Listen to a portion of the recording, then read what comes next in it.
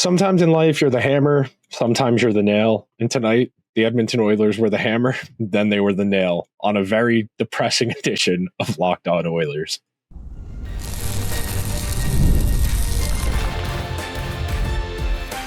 You are Locked On Oilers, your daily podcast on the Edmonton Oilers, part of the Locked On Podcast Network, your team every day. Hello, everyone, and welcome to this very depressing Thursday morning edition of Locked On Oilers. I am your host, Nick Zararis. This is my second Stanley Cup playoff run as host of Locked On Oilers. This is my third NHL season with the Locked On Podcast Network. This is my 10th NHL season of doing digital content. And even though the Oilers lost in about as agonizing a way as possible, I am glad you're here to revel in what we can learn, what we can take away. But before we get to today's show, I want to thank everyone that's making Locked On Oilers their first listen of the day. Locked On Oilers is a part of the Locked On Podcast Network, where we've got your team covered every day. And today's show is brought to you by our friends over at FanDuel, where if you set up a new account, you can get $200 in bonus bets if your first $5 bet wins. So to start out, we're going to open the show counting this game, rewinding this game, going blow by blow, and trying to dissect how it took its shape. Because I do think there's a lot to learn here if you're the Oilers. And sitting here in hindsight, organizing my thoughts, I've definitely put together a coherent stream of thoughts. Number two, in our second segment, we're going to pivot. We're going to talk a little bit about what worked well for the Oilers while this game was going their way. And then in our final segment, we're going to pivot and we're going to hone in on special teams, because I do think there is a greater conversation to be had there. So to start things out, we talked about it extensively on Wednesday's show, and the Everydayers recall. If you're new, I do encourage you to go check out the series of previews leading up to Game 1, because they all hit on different beats. And one of the key points on yesterday's show was how the early stages of both a first game and the early stages of a series start to give a game and subsequently its series its shape. Because when you put these players on the ice, you put them in the experiment zone, if you will, you as a coach are effectively watching the scientific method play out. You constructed your lineup with a specific vision that you're trying to execute. And based on that, the other team's going to make adjustments, and you have to make adjustments to their adjustments. And it creates a back and forth, a tension, if you will. And the early phases of this game, and I'm scrolling down, I'm looking at my iPad right here with my notes, I personally felt through the first 40 minutes of this game, the Oilers were playing exactly how they needed to. And some of that was what the Stars wanted to do. We talked about this on yesterday's show, that the Stars are okay with absorbing lots of pressure because they trust Jake Ottinger and because they have such mobile and transition-friendly defensemen, that they're okay with you taking a lot of shots from the perimeter. But the thing that worked for the Oilers, and I don't want to step too much on the second segment because I do think it's really important to dive into, but the Oilers were able to get the zone with speed.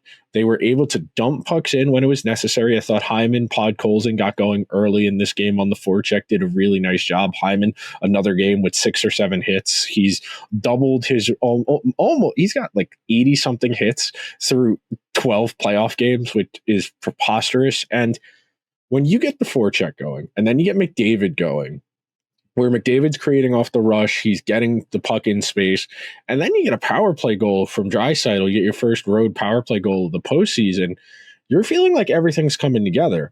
You are seeing the bad range of outcomes if you're the Stars, where your goalie is having a hard time because the Oilers are making really high leverage and, frankly, really high-quality plays. I think the Oilers did a great job in the first 40 minutes of this game of really controlling the flow of the game.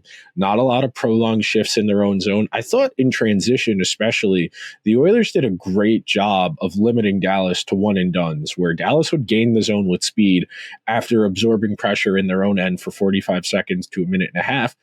Dallas would get one scoring chance. The Oilers would recover the puck, they'd break out, and they would go the other way. And this speaks to the overarching debate, if you will, that the NHL at large is watching unfold in real time, and has really become the defining efficiency question for this era of the NHL. Do you want quality of offense, or do you want quantity of offense? And as this game was a really strong demonstration of, the Stars were not the better team for a majority of this game's time. The Stars were a better team on a handful of sequences and were able to do more with those few sequences. And it creates a real question of, would you rather have all of that sustained offensive zone time? You're trying to wear the defense down. You're trying to wear the goalie down, because those are fundamentally the good outcomes. You are increasing the amount of control of the game you have. You are playing in a way that if you sustain it over a long period of time, you're going to eventually break through. And of course, the peril there is that in a short series where you're only playing a best of 7, you can go cold even if you're playing good hockey. We talked about that extensively in the crossover edition on Monday with Joey Erickson, the idea that you can outplay the other team, but if the puck doesn't go in the net and the other team scores on their few scoring chances, it doesn't really matter a whole lot. And I think it's really telling that the game went the way it did because the Stars were able to create off of their few chances they had. And I wrote this down in my notes. Dallas doesn't need as many scoring chances as the Oilers do. They don't need as many shots on goal because their average shooting talent is better. This is a team that's playing Tyler Seguin as like its 7th or 8th most used forward. Tyler Seguin's probably the 4th most used, 5th most used forward if he's on the Oilers. And look, that's not a huge discrepancy between what Ryan Nugent-Hopkins is and Tyler Seguin is. I just think Tyler Seguin at this stage of his career, he's still a little more dynamic. He's a little more of a shoot-first player, and that's something the Oilers kind of needed in this game. And look, it's one game. You don't want to go making snap judgments. And frankly, if you're the Oilers, it's hard to feel good about losing a game 6-3 that you were winning entering the third period up 3-1. But you saw your recipe here. Aggressive in the neutral zone and the defensive zone, where as soon as Dallas gains the zone, you need to have that first defending player, whether it's a defenseman or a forward back checking, force that puck carrier to move the puck, whether it's sending it in deep and forcing it into a dump and chase situation, or it's overlapping and trying to convert and go back the other way right as they gain the zone, because that's where possession's most sensitive. And that's where the Stars were really good in this game. And you go back and you look at the breakaway, especially the Tyler Seguin goal, that happens because of a miscommunication at the blue line. And the Oilers live for those high in the offensive zone plays. And probably on tomorrow's show, ahead of game number 2, I'll do a bit more of a deep dive. I'll break out the dry erase board and I'll explain some of these sequences from a leverage perspective, because the Oilers, when it's right, do a great job. The Leon goal, it entirely happens because they are so good at that high in the offensive zone overlap between him and McDavid. But the counterpoint to that is when you're passing that puck along the blue line, you are increasing the amount of leverage on the given play. You are increasing the opportunity for the other team to counterstrike and go back the other way. And that's what happened.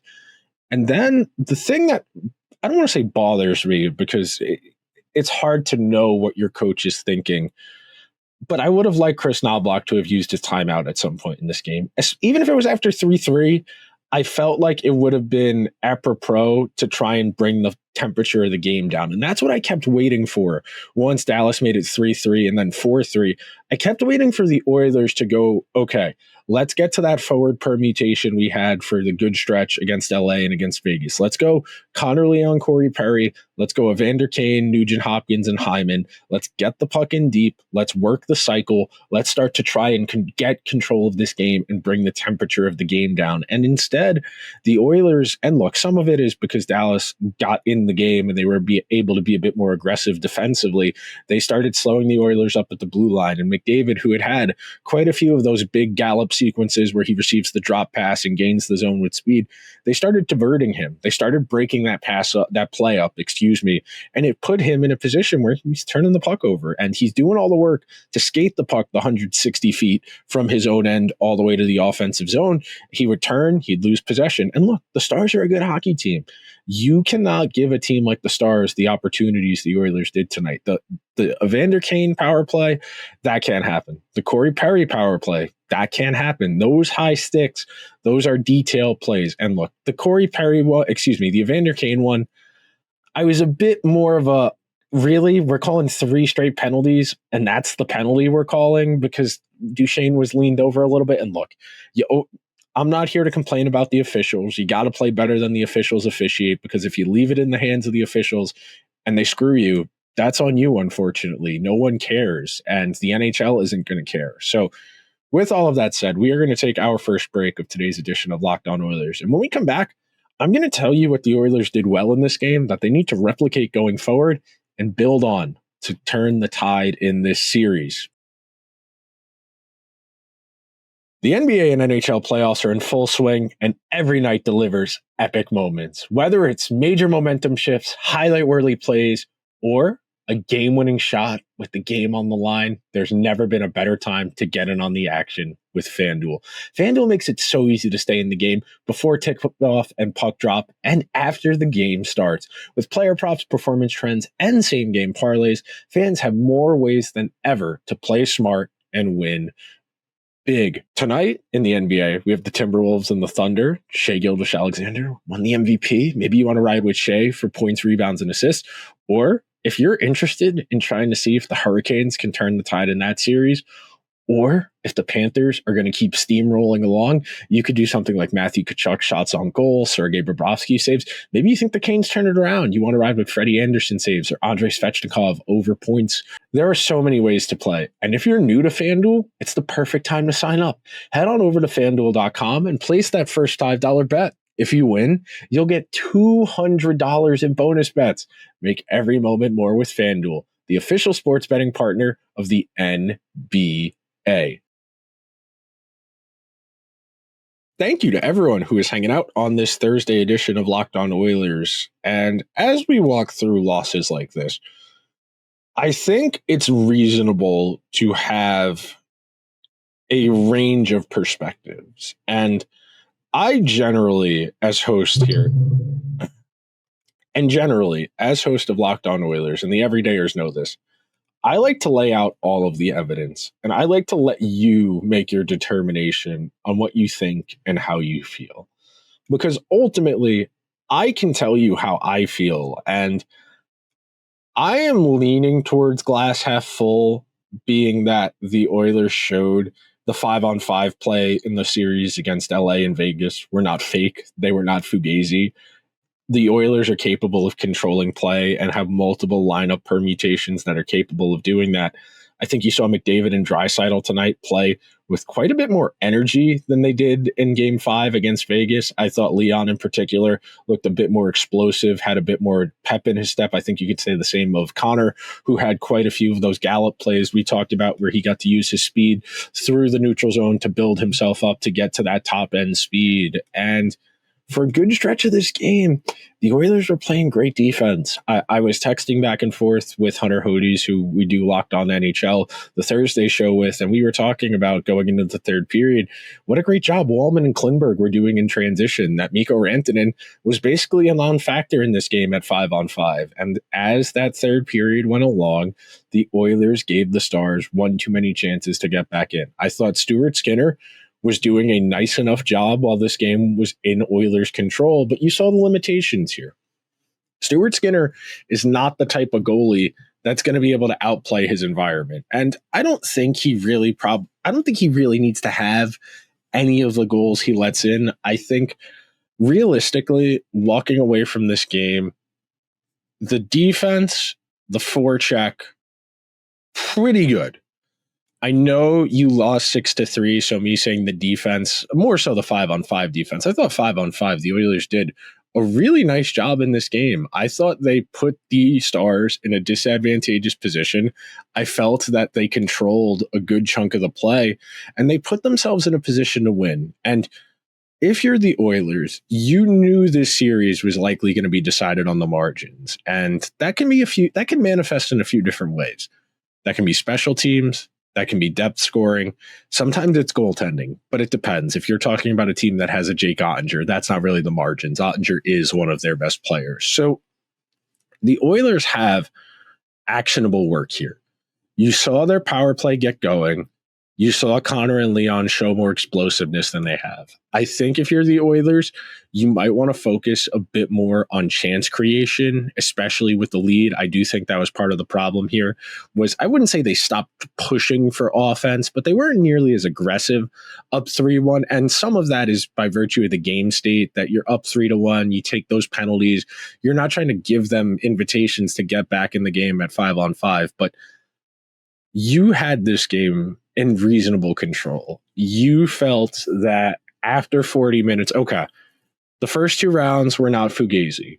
We have shown more than enough capacity to play with these guys and to frankly outplay them. I mean, through 40 minutes, I was impressed how many loose pucks, how many 50-50 pucks the Oilers won in this game. I thought the Oilers looked faster. I thought they were doing a tremendous job on the forecheck of making Dallas uncomfortable. McDavid really did a strong job of making Thomas Harley, who I think is an elite defenseman, look uncomfortable in this series. And I think more than anything, I would say I'm more frustrated than mad. I think if I were just straight up mad, that wouldn't be giving the Stars credit for being as good a team as they are. And as stubborn as I am about things like this, the Stars are a good hockey team. We are in the Western Conference Finals here. That's a team that has Wyatt Johnston and Jason Robertson playing like 14, 15 minutes a night on their third line. That's a really talented hockey team. If you make mistakes, they are going to burn you. And unfortunately, that's the reality this time of year. The margins are going to be razor thin.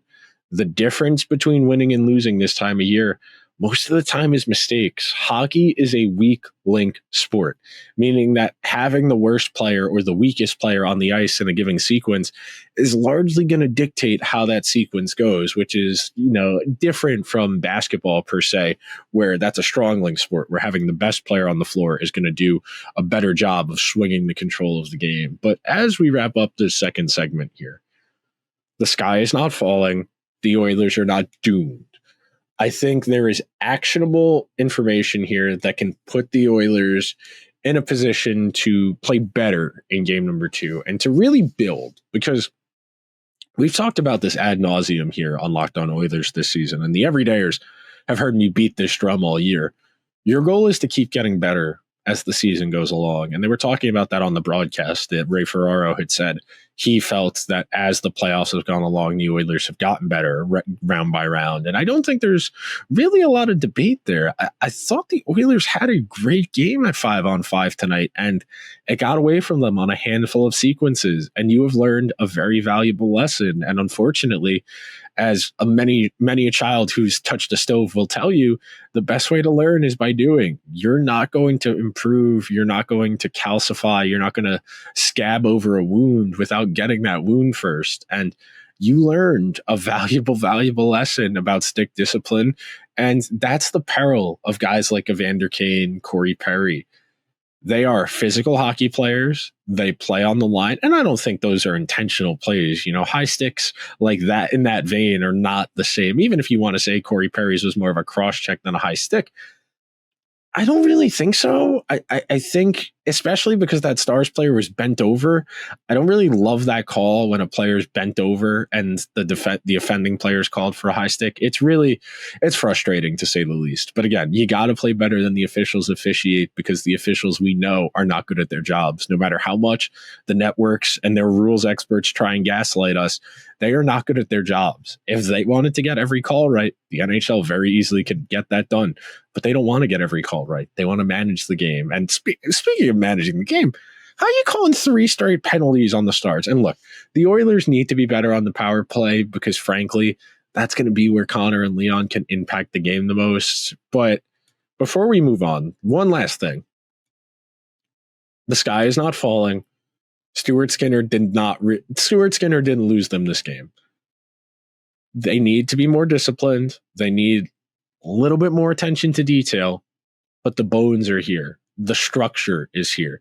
And coming up next on Locked On Oilers, I'm going to explain how the Oilers get better in game number 2, tie this series up.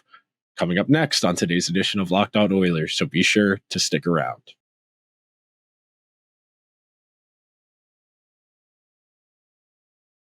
Thank you to everyone who was hanging out on this Thursday edition of Locked On Oilers as the long weekend down here in the States looms in Game 2. Specter of a Game 2 looms on Friday night, Game 3 on Sunday. I would love to see the Oilers find a way to steal one down in Dallas and come back to Edmonton with a real chance to gain control of the series. Not gauge control. That's not the right word. Words are hard sometimes. Long day. I woke up early. I couldn't stay asleep last night. I was a little juiced up for the games today between the Knicks and the Oilers. But when you lose a game like that, there are two ways to go. You can either crash out or you can lock in. And I am a big proponent of the crash out to lock in. And I think there are two ways game number 2 goes. I think the Stars either come out and absolutely dummy the Oilers, and we're talking about can the Oilers get their feet under them in this series, or I think we're getting a squeaker. I think we're getting a 2-1, 3-2 nail biter in game 2. Those are the two possible outcomes. And I stick to the binary of the crash out versus the lock in because you saw both ends of that spectrum in this game tonight. The Oilers came out of the gate in this game and played almost a perfect game for 40 minutes.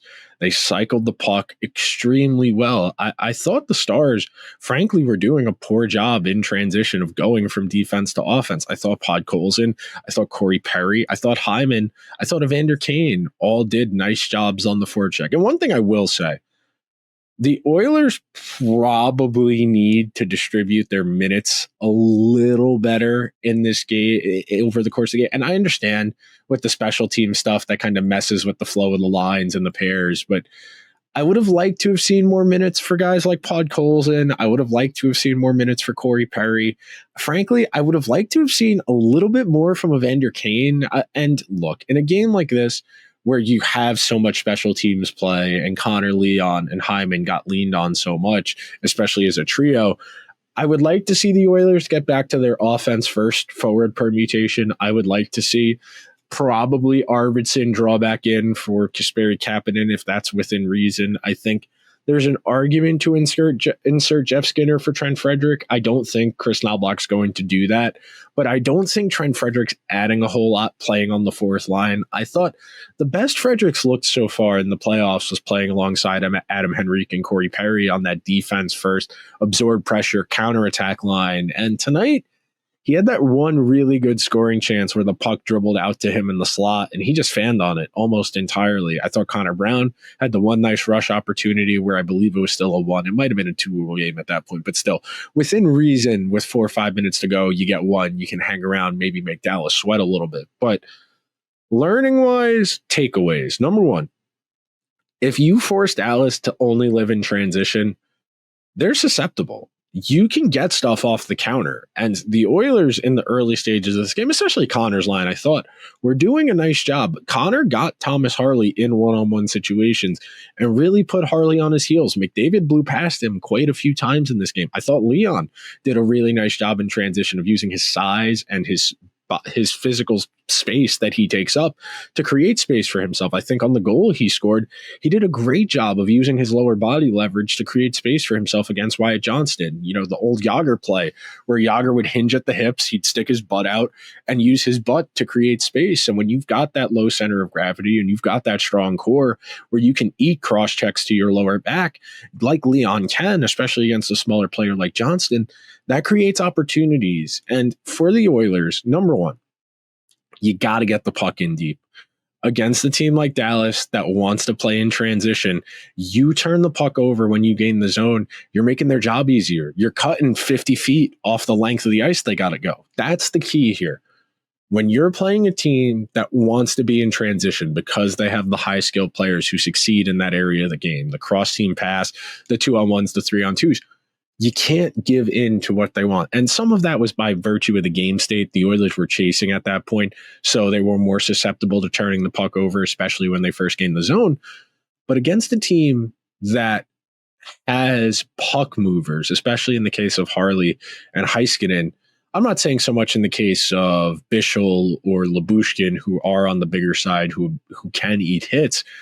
I do think there's something to be said for trying to grind the game down a little bit and taking the game away from what the Stars want to do. And the beauty of the Oilers lineup, and something that I've really enjoyed, especially in that Kings series, the game they dominated and the game they won in overtime, was the fact they had two lines that were playing off of the rush and the fact they had two lines that were playing off of the cycle. Because when you have that diversity in offense, you are being difficult to play against. You are being unpredictable. Teams can't start to cue and hone in on what you're trying to do. And the Oilers had that going for them through two periods in this game. And as the Stars got back in and as that power play of theirs got going, the Oilers lost that juice because they needed to start trying to create off of the rush because there was a sense of desperation. And the last thought I want to leave you with, and it's tied into something I had said before. I had said before that rush chances are the most valuable because they're the most likely to result in offense. The reason those are most likely to result in offense is there are the fewest variables as an attacking player. So if you're skating just on the goalie, it's just you and the goalie. You have one. If it's a 2-on-1, you have the goalie and the defender. If it's 2-on-2, same number of variables, you're still in a semi-advantageous position because you have foot speed and you're always going to be skating forward faster than someone skating backwards. But the more variables you introduce as an attacking player defensively, the harder it is. That's why you want to have a numbers advantage. And part of why the Stars were able to capitalize was because they had a literal numbers advantage. That's why the power play is what it is. That is the entire concept of forcing a team to play a man down, is giving them a numbers advantage, is making that defensive team not have as many variables they can introduce to prevent it. And as an attacking player, your goal is to make it as easy as possible for yourself to score. And you want to create space. You want to find ways to attack the net with speed, to attack the net with a pass-off option if you need it, to create an even more dangerous scoring chance. And I thought the Stars, when the chips were down in the key stages of this game, they did a better job of creating advantages for themselves. And look, it's the Western Conference Finals. The Dallas Stars are a really good hockey team. Do not equivocate. Don't feel like yes. Did the Oilers blow this game? Yes. The Stars are a really good hockey team. Okay.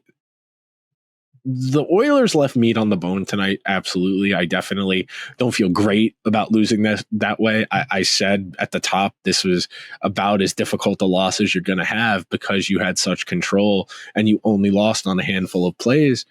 But that's the nature of this time of year.